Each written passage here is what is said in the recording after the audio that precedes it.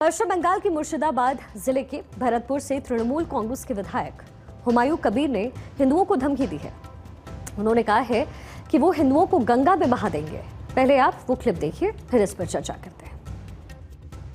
কত ধানে কত চাল হয় 2 ঘন্টার মধ্যে তোমাদেরকে যদি ভাবি দক্ষিণ গঙ্গায় না ফেলতে পারি রাজনীতি থেকে সরে যাব, শক্তিপুর এলাকায় বসবাস করা বন্ধ করে দেবো। তোমরা হাতির পাঁচ পা দেখেছো, কিন্তু যদি ভেবে থাকো যে 30% লোক মুর্শিদাবাদ জেলায় আর আমরা 70%, এখানে কামনগরে তোমরা বেশি আছো বলে কাজীপাড়ার মসজিদ ভাঙবে আর বাকি এলাকার মুসলমান ভাইরা হাত গুটিয়ে বসে থাকবে, এটা কোনোদিন হবে না। বিজেপিকে আমি হুঁশিয়ার করে দিয়ে বলছি। यानी टीएमसी का एक जो विधायक है वो खुलेआम ये धमकी दे रहा है कि वो हिंदुओं को गंगा में बहा देगा और अगर वो ऐसा ना कर पाया तो वो राजनीति से संन्यास ले लेगा। सियासत ही क्या, किसी भी लिहाज से ये बयान बेहद खतरनाक है। ये पूरी डेमोग्राफी को बदलने वाला बयान है। और इस बयान के सामने आने से पहले ही योगी आदित्यनाथ ने पश्चिम बंगाल में एक रैली के दौरान कल कहा है कि पश्चिम बंगाल को हिंदू विहीन करने की साजिश चल रही है।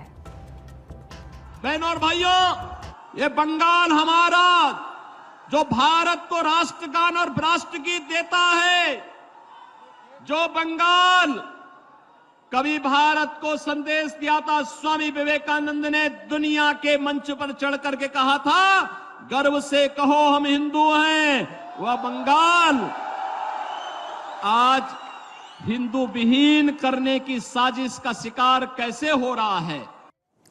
हुमायूं कबीर के बयान को एक तरफ अगर रखें तो उत्तर प्रदेश के सीएम योगी आदित्यनाथ के बयान को दूसरी तरफ रखें तो एक पिक्चर साफ तौर पर दिखती है। लेकिन इस पिक्चर में कितना सच है, इसको आंकड़ों से समझने की कोशिश करते हैं। पश्चिम बंगाल की डेमोग्राफी की अगर बात करें तो साल 1951 में हुए पहले सेंसस में ये बताया गया कि पश्चिम बंगाल की जनसंख्या 2,63,00,000 है। इसमें सिर्फ 50 लाख ही उस समय मुसलमान थे। यानी पश्चिम बंगाल की कुल आबादी में हिंदुओं की जनसंख्या 78.5% थी। वहीं उस वक्त मुसलमानों की आबादी थी 19.4%। इसके बाद साल 1991 में हुए सेंसस में डेमोग्राफी में कुछ बदलाव देखने को मिला, जहां हिंदुओं की आबादी घट करके 74.7% हो गई, तो वहीं मुसलमानों की जो आबादी है वो बढ़ करके हो गई 23.6%। आखिरी सेंसस साल 2011 में हुआ, आप जानते हैं, जहां हिंदुओं की आबादी घट करके 70.5% हो गई और मुसलमानों की आबादी बढ़ करके हो गई 27%। और इस आखिरी सेंसस के डेटा के मुताबिक जो मुस्लिम आबादी साल 1951 में पश्चिम बंगाल में 50 लाख हुआ करती थी, वो साल 2011 आते आते 2.5 करोड़ हो चुकी थी, जहां पश्चिम बंगाल की कुल जनसंख्या 9 करोड़ पर पहुंच गई।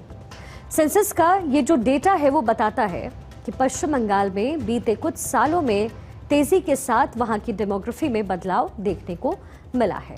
पश्चिम बंगाल कैसे हिंदू विहीन हुआ है, यहां आप इस डेटा से समझिए। सेंसस हम आपको दिखा रहे हैं 1951 का हिंदू की आबादी थी 78.5%, मुस्लिम 19.4%, यानी बहुत डिफरेंस। फिर अगला हुआ 1991 का सेंसस, हिंदुओं की आबादी थी 74.7%, वही मुसलमानों की आबादी थी 23.6%। फिर आखिरी सेंसस जो अब तक हुआ है वो 2011 में हुआ, हिंदुओं की आबादी थी 70.5%, मुसलमानों की आबादी 27%। यानी एक तरफ हिंदुओं का जो कैडर है वो गिरता गया और मुसलमानों की आबादी वहां पर बढ़ती गई। जहां हिंदू जनसंख्या लगातार घटती गई, लेकिन मुस्लिम जनसंख्या लगातार बढ़ती चली गई। इसे अगर आप एक नेशनल एंगल से देखेंगे तो वहां भी आपको पश्चिम बंगाल कुछ बदला बदला नजर आएगा। जहां साल 2001 से साल 2011 तक देश में हिंदू आबादी 0.7% घटी, वही बंगाल में हिंदू आबादी के घटने का जो प्रतिशत रहा वो था 1.94%, यानी एक बहुत बड़ा गैप। नहीं, देश में जहां साल 2001 से 2011 के बीच मुसलमान 0.8% बढ़े, तो वहीं पश्चिम बंगाल में, सिर्फ पश्चिम बंगाल में मुसलमानों की आबादी बढ़ने का प्रतिशत ज्यादा है, यानी 1.77%। अब ये दोनों ही आंकड़े बताते हैं कि जहां देश में हिंदू आबादी बहुत लिटिल मार्जिन के साथ घट रही थी, तो वहीं पश्चिम बंगाल में ये प्रतिशत बहुत ज्यादा था। और मुस्लिम आबादी भी जहां देश में कुछ धीरे धीरे बढ़ रही थी, तो वहीं पश्चिम बंगाल में मुस्लिम आबादी बहुत तेजी के साथ बढ़ती रही है।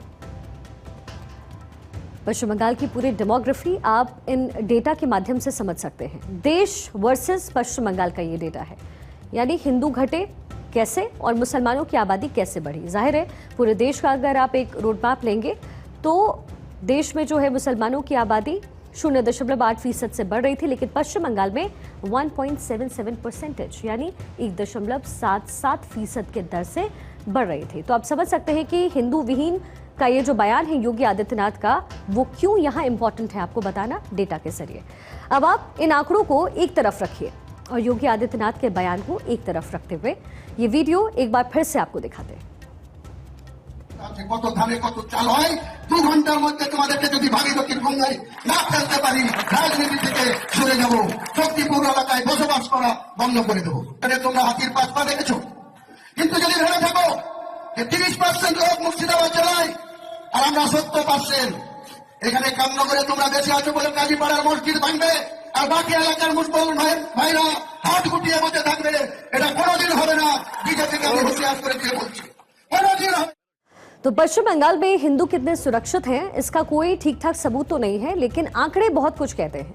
पश्चिम बंगाल की ममता बनर्जी सरकार ने हिंदू उत्सवों पर आसानी से परमिशन ना मिलना और मिल भी जाए तो हिंदू यात्राओं पर हमले होना बहुत कुछ कहता है। और ये कुछ वैसी ही तस्वीर है जैसी तस्वीर हमें कश्मीर से देखने को मिलती थी, जहां एक वक्त पर हिंदुओं के लिए जीवन यापन करना वहां बहुत मुश्किल हो गया था। लेकिन अब ये तस्वीरें पश्चिम बंगाल से आ रही है, जो वाकई चिंताजनक है।